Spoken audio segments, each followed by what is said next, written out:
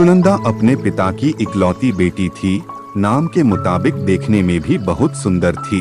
जब वह अपने ससुराल गई तो उसे उसके मुताबिक ही सब कुछ मिला, किंतु आजकल की लड़कियों को अधिक टोकना समझाना, अपने मन के मुताबिक चलाना सासू माँ को अब कहाँ रह गया है।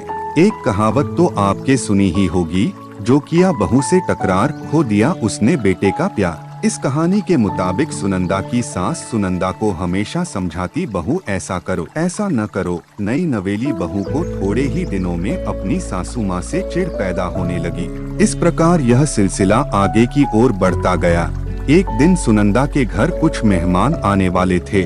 सासू माँ बोली, बहू आज कुछ अच्छी व्यंजन बनाओ और मेहमानों के लिए चाय नाश्ता का इंतजाम भी अच्छी तरह से होनी चाहिए। बस अब क्या था, इतना सुनते ही सुनंदा गुस्से से लाल हो गई। उसने जल भून कर उस दिन तो काम किया, लेकिन उस दिन के बाद सुनंदा ने चाल चलना शुरू किया। सास जैसा कहती वह ठीक उसके विपरीत करती थी। सास ने भी पुरानी कहावत के मुताबिक बहू को उसके माता पिता को गाली देना, उसे कोसना और बड़बड़ाना शुरू कर दिया। दोनों सास बहू में आनाकानी हमेशा चलता रहता था। एक दिन सुनंदा अपने पिता के घर रोती पिटती पहुंच गई। वह अपने पिता से बोली, पिताजी आप तो डॉक्टर हो, मुझे कुछ ऐसी दवा दीजिए जिसे खिलाकर वह बुढ़िया गूंगी हो जाए, क्योंकि वह मुझे गंदी गलियां देती है। इस पर पिताजी कुछ सोचते हुए बोले, बेटी मेरे पास एक ऐसी दवा है, लेकिन यह कड़वा है, वो आसानी से नहीं खाएगी, इसलिए मैंने एक युक्ति सोची है। तुम हर रोज 1 महीने तक यह दवा अपनी सास को खाना में मिलाकर खिलाती रहना।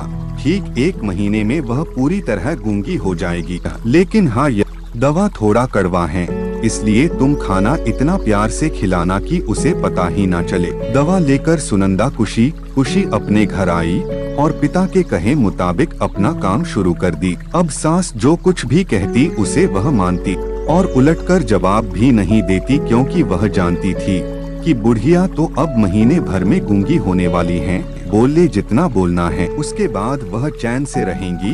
अब हर रोज वह प्यार से चुटकी भर दवा खाना में मिलाकर प्यार से माँ जी को देती थी। माँ भी समझती शायद इसके माता पिता ने इसे समझाया बुझाया है, इसलिए यह लड़ना झगड़ना बंद कर दी है। अब माँ जी भी बहू की खूब प्रशंसा किया करती थी और बहू भी प्रसन्नता सुनकर प्यार बातें किया करती थी। अगर बहू से कुछ गलती भी जाती तो भी इस प्रकार महीना आते आते दोनों सास बहू में इतना प्यार बढ़ गया कि बहू अब अपनी सास की आवाज को खोना नहीं चाहती थी। एक दिन फिर उसी प्रकार सुनंदा रोती पिटती अपने पिता के पास पहुंची। पिताजी बोले, अब क्या हुआ? सुनंदा बोली, पिताजी अब क्या होगा, मेरी सास बहुत अच्छी है, मैं उसकी आवाज खोना नहीं चाहती, वह मुझसे प्यार से बात करती है।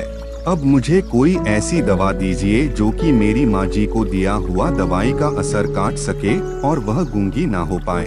इस पर पिताजी हंसते हुए बोले, बेटी तुम रोना धोना बंद करो और खुशी से रहो। जो दवा मैंने तुम्हें दिया वह कोई दवाई नहीं था, वह रिश्तों में घुली कड़वाहट उतरने की तरकीब थी। अगर मैं ऐसा नहीं किया होता तो तुम शायद आज नहीं सुधारी होती। बेटी इसी प्रकार यदि तुम अपनी सास के साथ अच्छे से रहोगी तो वह भी तुम्हें अपनी बेटी के समान प्यार करेगी। अब सुनंदा को सारी बातें समझ में आ गई थी।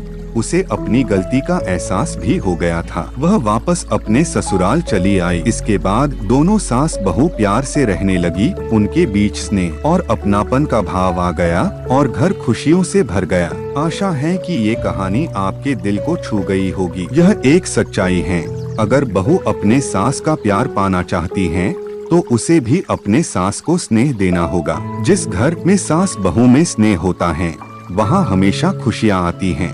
अंत में बस इतना ही, इस कहानी को एक शेयर जरूर करिए, बस समझने की देर है। इस कहानी से कितने ही लोगों के जिंदगी में खुशियाँ आ सकती हैं।